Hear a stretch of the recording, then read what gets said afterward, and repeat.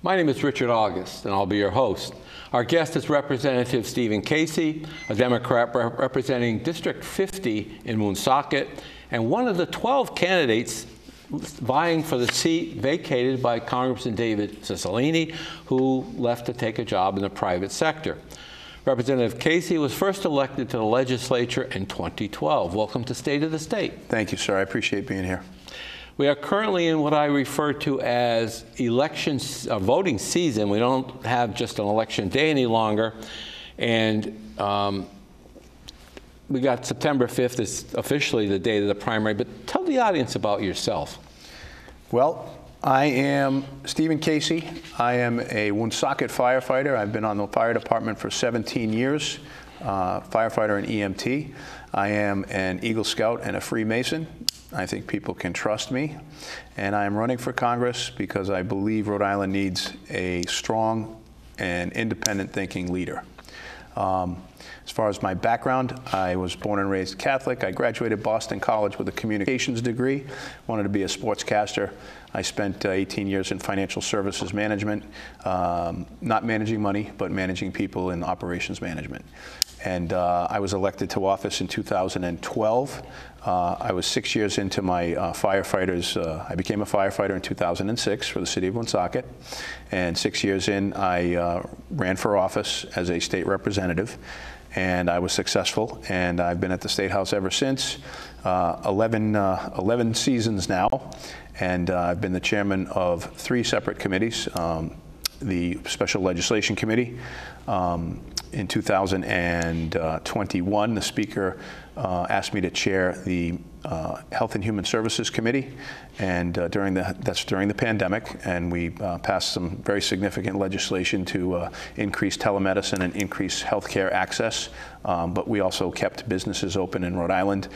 We were the only state to allow or to keep manufacturing open, and as part of that, there was a commerce-led program to help small businesses apply for EIDL loans and PPP money so that they could do that. And that, we had a great opportunity, and Rhode Island, like I said, was one of the only states to keep the manufacturing businesses open. You said you had 18 years in the private sector, and then you went into the fire service.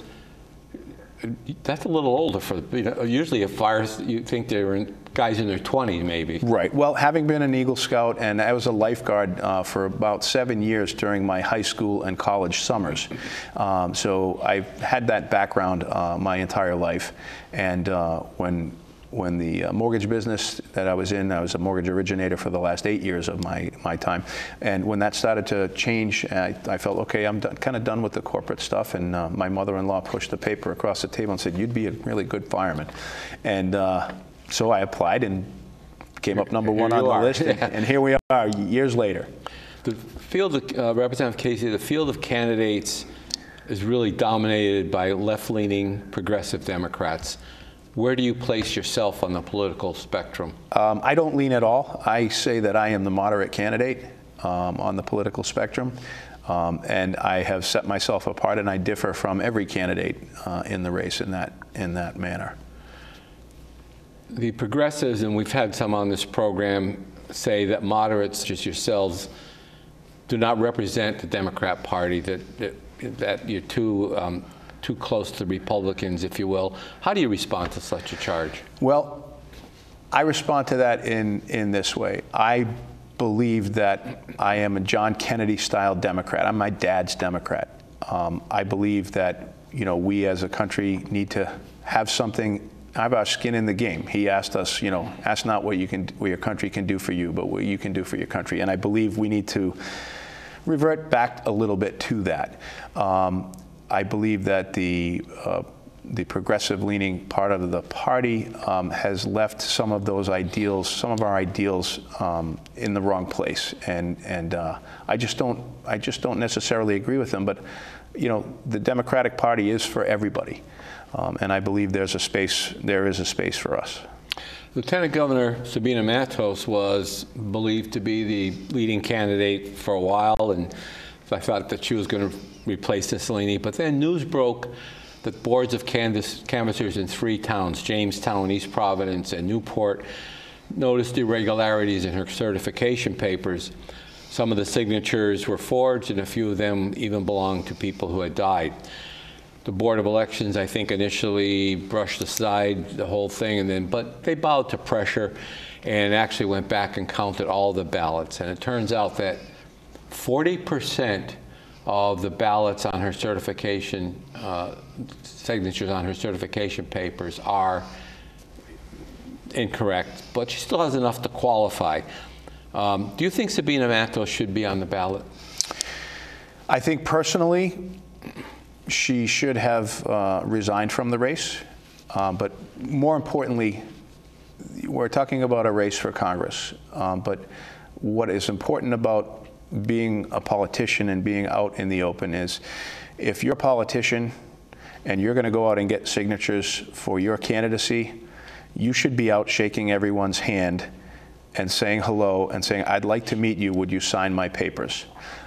So I did that with my dad. My dad was in politics when I was a kid. He's 79 years old now. I used to follow him around. He was on the school committee and the city council for about 16 years. In Woonsocket? No, not in Woonsocket, in Massachusetts. I grew up in Massachusetts.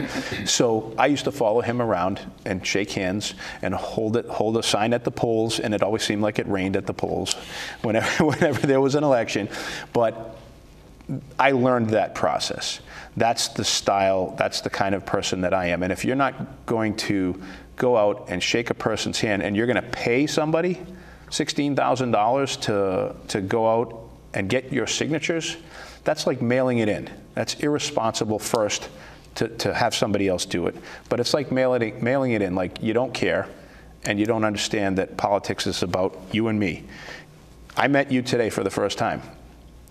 This is what politics is. You're going to vote for me because you're going to like me after we have this conversation. That's how politics works. So for me, I think she needs to take responsibility for it. She said she did, but it took her 4 days to respond. That's not congressional either. Initially, she said that this person didn't represent her campaign that's out there collecting signatures. Well, here's the thing. If you're running a campaign for Congress, the buck stops here. It's all your responsibility. Nothing leaves my campaign. No advertisement goes out. No piece of mail goes out until I approve this message. And that's how we deal with this. And if you're going to hand it off to somebody else, then you need to be responsible for what they do. You're running for a seat in Congress, so I really want to focus on national issues. But before we do, I'd like to ask you whether or not you voted for allowing people here illegally to obtain a driver's license in Rhode Island. I can't remember if I voted that. I'm going to tell you straight out. And if I did, I think we need to be, this is part of the pathway, and we're going to talk more about borders and things like that, but this is part of the pathway. And I think we need to give people an opportunity to start to come into that citizenship. And this is one of those ways, because a lot of these people actually work in the service sector. They need to travel to get to their jobs. They are part of our economy right now. And they may, and there's a good portion that do pay their taxes, and we need to give them that opportunity. A lot of people might not agree with that, but you have to look at it from a larger standpoint and a larger view. And that is part of what my message is with the borders as well, that we need to allow people into the borders, but with a straight and a significant, well-documented pathway to documentation and to citizenship. Well, let's just talk about that whole issue. There are literally millions of people coming across our southern border primarily that are here illegally. And President Biden essentially declared the border open when he took office. And they're not only coming from Central America and Mexico, but they're coming from Venezuela, Haiti, Dominican Republic, Somalia, Iraq, and many other countries. They're not walking across water to get here. So there's something going on, and I guess now we have a situation where cities primarily controlled by Democrat mayors are complaining, even though they've said they were sanctuary cities, that they can't take anymore. It's too much of a burden. I guess, and on top of this, we have Homeland Security Secretary Mayorkas saying the border's fine, nothing wrong. Do we have what is your position on this? Do we have a immigration problem, or what should we do? Well, I think no matter what, we do have a problem, because the border should be open to asylum seekers. Okay, there are people that want to come here. America was the melting pot, right? There are people that want to come here for a better life, that are running or trying to get away from something that was not good for them, okay? Those are the people that I believe that we need to allow them the path to citizenship. We do need to be cognizant of other entities that want to come onto the border. We're talking about illegal drug cartels, gang members, that type of thing. This can become a problem, and that's what needs to be well vetted and secure, and we need to be able to monitor that for the safety and security of our country and those border cities and towns where the people are coming in from. You understand that there's a difference between political asylum and refugee status. The rule right now, the regulation, is that anybody coming through a country is not eligible for political asylum. The Biden administration is just ignoring that whole thing.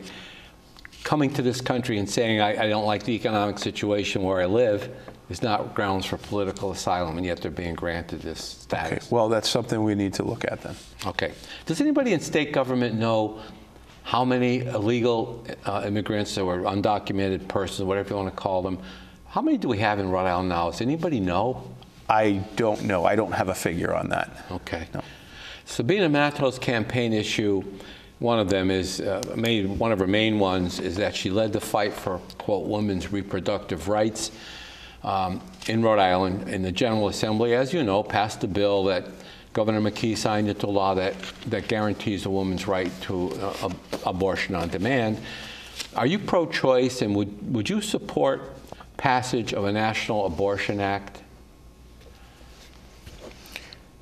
What would you say the National Abortion Act would Well, one of say? the proposals is, since the Supreme Court ruled that the Roe v. Wade was really unconstitutional and that it's a state issue, the proposals that are being made is that Congress needs to act and enact a national right to an abortion act. Would you support such an act? Yes. And the issue is that I am born and raised Catholic. I am an altar boy and Eagle Scout, and I'm a rescue guy. I save people's lives, and I am personally against abortion. But I am also a constitutionalist, and I believe that a woman should have a right, every person should have a right to govern their own body. So I will say that I will not try to undermine the protections that were available under Roe versus Wade. And what I mean by that is a woman should have the opportunity to govern her own body and should have a right to an abortion. What I will not do is I will not tolerate late-term abortion and partial birth abortion. That is not health care. That is not what this is all about. The only instance in that case is if the life of the mother is in danger. Okay. One of the other candidates for this office is making the centerpiece of his campaign the banning of so-called assault weapons in high-capacity magazines. He said this is because his daughter was a student at a college where a mass shooting was taking place, and that, quote, no parent should have the right to wait by the phone to know that their child is all right, as if banning assault rifles and high-capacity magazines would eliminate this. But I guess my question is, where do you stand on the Second Amendment? Regarding the Second Amendment, as I said before, I'm a constitutionalist. I believe that every person has a right to govern themselves. And under the Second Amendment, we are allowed to have self-protection. The problem that we need to address here in Rhode Island, and we don't really have that problem in Rhode Island. We have not had a mass shooting, thank God. But what we need to do is focus on street crime and illegal guns that are on the street. And President Biden has passed bipartisan legislation, the Safer Communities Act, that addresses these issues. And what we need to not do is we can't create laws that make a law-abiding citizen and a legal gun owner a criminal overnight. Okay, in Rhode Island, we passed legislation for the 30-round magazine ban. We immediately made people criminals. It's not the way to do things, because your law-abiding citizen is not the person who's committing street crime. We need to address the issues that are at hand in the best way that we can. And the Safer Communities Act does that. It also promotes, the Safer Communities Act also promotes mental health for students and children, so we can deal with problems, so that we don't get kids that are bullied. We don't have problems growing up where somebody wants to take a revenge on another person. So those are the things that need to be addressed. Like I said, I believe that everyone has the right to defend their property. One of the other cornerstones of a lot of the candidates seems to be what they're calling man-made fossil fuel-driven climate change, which they blame for everything from hotter summers in the west and southwest, wetter weather in the northeast, wildfires in Canada, something the Democrat governor of Hawaii calls a hurricane fire, which no one ever heard of before. And we got warmer waters in the Atlantic. What is your position on climate change? Well, climate change is an issue. There's no doubt about that, and I'm not going to deny that or anything. And the Inflation Reduction Act actually provided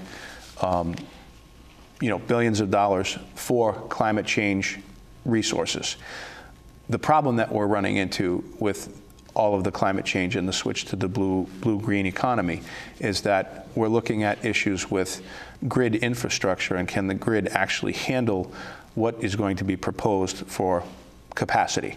And those are issues that we have, and I think what we need to do on a national level, if we're going to move to that level, is we need to look at an infrastructure package that will change the grid infrastructure so that we can handle those type of activities. But we also need to look at, we've been talking about wind farms and wind generation, but we now have issues with failure rates with turbines and things like that. So, and we also have what I would call the payback.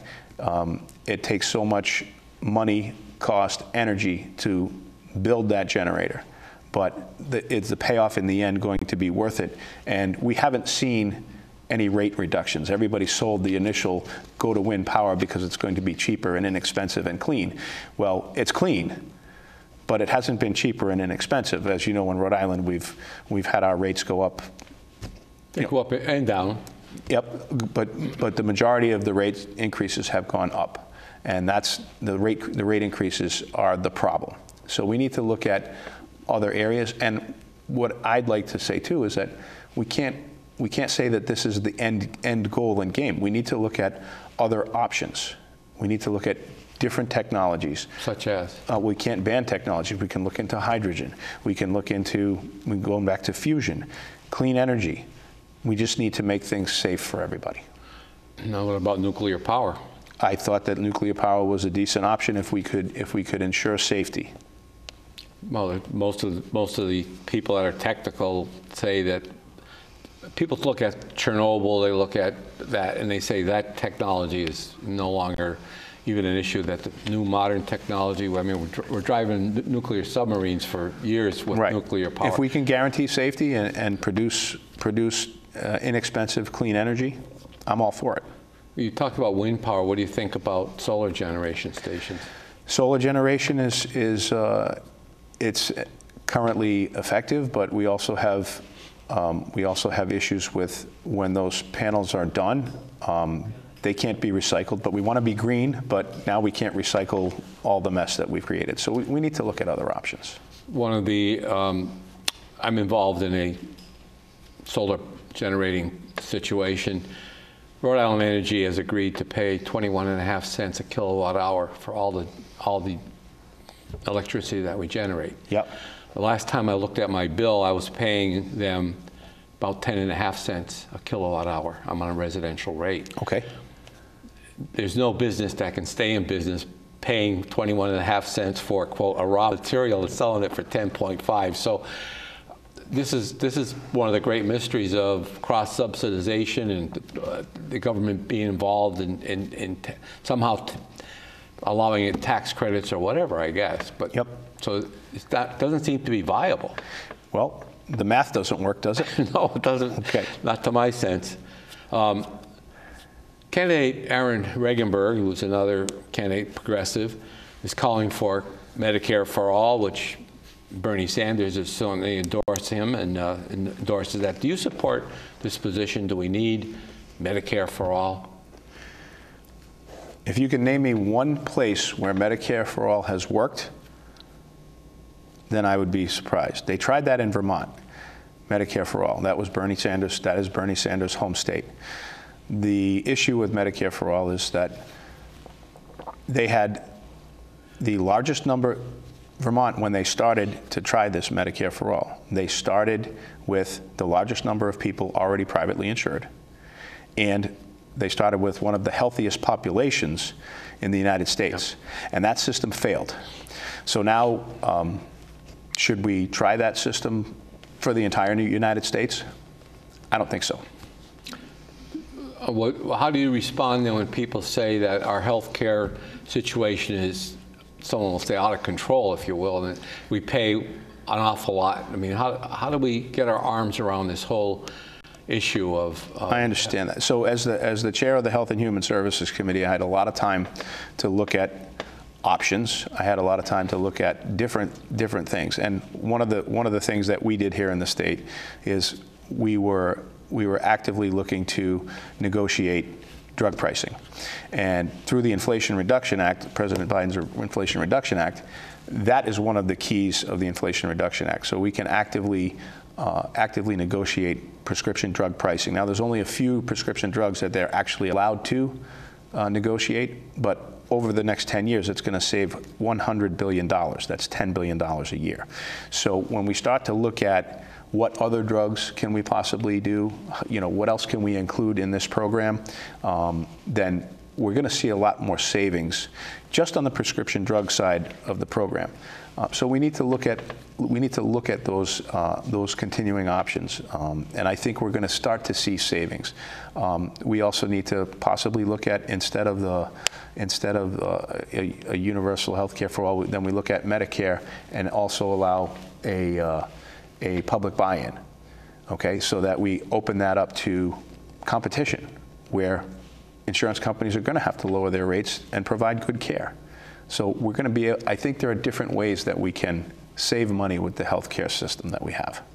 Obamacare, or Affordable Care Act, whichever you choose to call it, certainly was supposed to create this this competition. And as you know, we have a website in Rhode Island that people can go to that need health insurance coverage. Yep.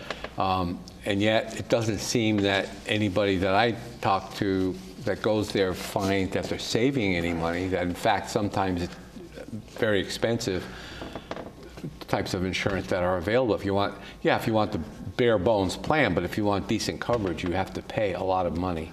So. Right. And that's a cost and a burden on businesses as well. So we need to look at ways to decrease those costs. And I mean, if we take a look at those type of programs and see what are the actual things that are keeping those costs high, then we may be able to adjust that. We've had discussions with various healthcare professionals, and I'm sure you, in the course of your professional career, you run into doctors and so forth, and nurses and other healthcare providers. One of the complaints is that the Medicare reimbursement rates in Rhode Island are way too low, particularly for primary care type doctors, pediatricians, and that kind of specialty. I mean, we can't even seem to attract primary care doctors here because of that very reason. And so if you want to increase the reimbursement rates, then someone's going to have to pay for it, right?